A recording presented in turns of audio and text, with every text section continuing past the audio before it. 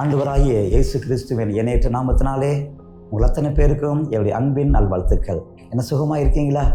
மீண்டும் இந்த நிகழ்ச்சியின் மூலமாக உங்களை சந்திப்பதிலே நான் பெருமகிழ்ச்சி அடைகிறேன். இந்த நிகழ்ச்சிக்கு பேர் என்ன அப்படின்னு சொன்னால், கூப்பிடும் ரத்தம். இந்த கடைசி நாட்களிலே நாம் செய்து கொண்டிருக்கிற எழுப்புதல் ஊழியங்களுக்கு முன்னாடி செய்ய வேண்டிய மிக முக்கியமான ஒரு ஊழியம். அது என்ன ஊழியம் அப்படின்னு சொன்னால், இரத்தப்பலி ஊழியம். அது என்ன இரத்தப்பலி ஊழியம்? நீங்கள் தெரிந்து கொள்ள வேண்டும் அல்லவா? நம்ம எல்லாருமே எழுப்புதலுக்காக நம்ம ஜெபித்து கொண்டு வருகிறோம். எழுப்புதலுக்காக ஜெபித்தும் இன்னும் எழுப்புதல் வரலை. அப்போ ஏன் இந்த மாதிரி எழுப்புதல் வரலை அப்படின்னு சொன்னால், கர்த்தர் தீர்க்கதரிசி வின்சென்ட் செல்வகுமார் ஐயா அவர்கள் மூலமாக கர்த்தர் இந்த நாட்களிலே பேசி சொன்ன ஒரு தீர்க்க தரிசன வார்த்தை, எழுப்புதலை தடை செய்வது மனுஷனுடைய ரத்தம் பூமியில சிந்தப்பட்டிருக்குது. அப்படி சிந்தப்பட்டபடினால்தான் அந்த ரத்தமானது என்ன ஆயிருக்கு அப்படின்னு சொன்னால், பூமியில சபிக்கப்பட்டு போயிருக்குது. வேதத்தில் நீங்கள் வாசித்து பார்த்தா, ஆதியாகமம் புஸ்தகத்தில் வாசித்து நம்ம பார்க்கிறோம். காயின் ஆபேல்.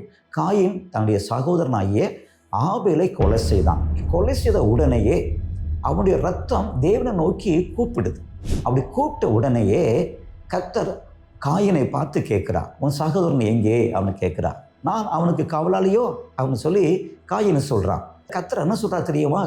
நீ உன் சகோதரனை கொலை செய்தபடினாலே நீ பூமியில் வாழுகிற எல்லா நாட்களும் சபிக்கப்பட்டிருப்பாய் அப்படின்னு முதல் சாபத்தை போடுகிறான்.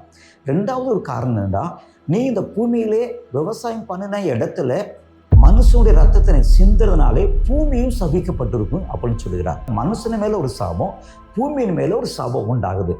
இதே சாபம் தான் அந்த நாட்களிலே வரப்போற நன்மையை அது தடை செய்யுது.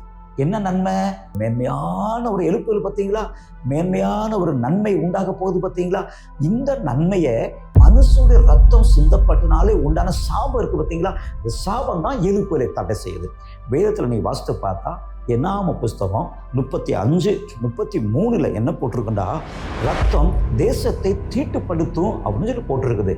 அதே போல தான் அந்த நாளிலிருந்து இந்த நாள் வரைக்கும், இந்த கடைசி காலத்துல குறிப்பா இந்த நாட்களிலே மனுஷனுடைய ரத்தம் அதிகமாக பூமியில் சிந்தப்பட்டபடினாலே மனுஷன் மேலே சாபம் காணப்படுது, பூமியின் மேலேயும் சாபம் காணப்படுது. இந்த சாபம் நீக்கப்பட்டா தான் எழுப்புதல் அப்படிங்கிற நன்மையை நம்ம பெற்றுக்கொள்ள முடியும். எனவே தான் எழுப்புதல் இன்னும் தாமதமாகுது.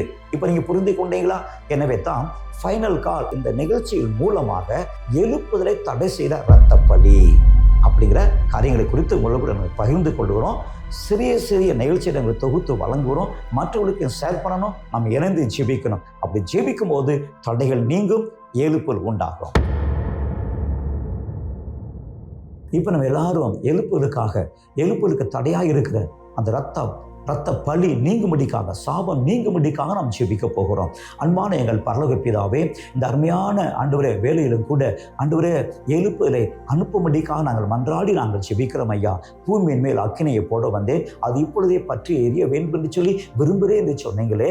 ஆண்டவருடைய வாக்குத்தத்தம் நிறைவேறக்கூடாது உடைய தடையாக இருக்கிற ஆண்டவரே எங்கள் இந்திய தேசத்தில், தமிழ்நாட்டிலே ஆண்டவரே காணப்படுகிற சாபங்களை, மனுஷனுடைய ரத்தம் சிந்தப்பட்டனாலே உண்டான சாபங்களை கர்த்தர் நீக்கும்படிக்காக ஆண்டவரே நாங்கள் ஜெபிக்கிறோம் ஐயா. ஆமாப்பா, சாபத்தை நீக்கி போடுவீராக. மறுபடியும் மனுஷ ரத்தம் பூமியில சிந்தப்படாதபடிக்கு கர்த்தர் தாமே தடை செய்யும்படிக்காக நாங்கள் ஜெபிக்கிறோம். தடை செய்து எழுப்புதலை எங்கள் பூமிக்கு சீக்கிரமே அனுப்புவீராக, அற்புதங்களை செய்வீராக. நீர் அப்படி செய்ததுக்காக ஸ்தோத்திரம். இயேசுங்கிற நாமத்தில் ஜெபிக்கிறோம் எங்கள் பிதாவே. ஆமென், ஆமென். பிரியமானவர்களே, இந்த நிகழ்ச்சியை குறித்து நீங்கள் மற்றவர்களுக்கு ஷேர் பண்ணும்படி உங்களை அன்பாக நாங்கள் வேண்டிக் கொள்கிறோம். இந்த ஊழியம், இரத்தப்பலி ஊழியம் உலகெங்கும் கடந்து போகணும். இந்த காரியங்களுக்காக எந்த அளவுக்கு நம்ம ஜெபிக்கிறோமோ, எவ்வளவு பேர் ஜெபிக்கிறோமோ அந்த அளவுக்கு சீக்கிரமே எழுப்புதல் வரும். இந்த ஊழியத்தை தொடர்ந்து செய்யுங்க. கர்த்தர் தொடர்ந்து உங்களோடு கூட கர்த்தர் பேசுவாராக. God bless you.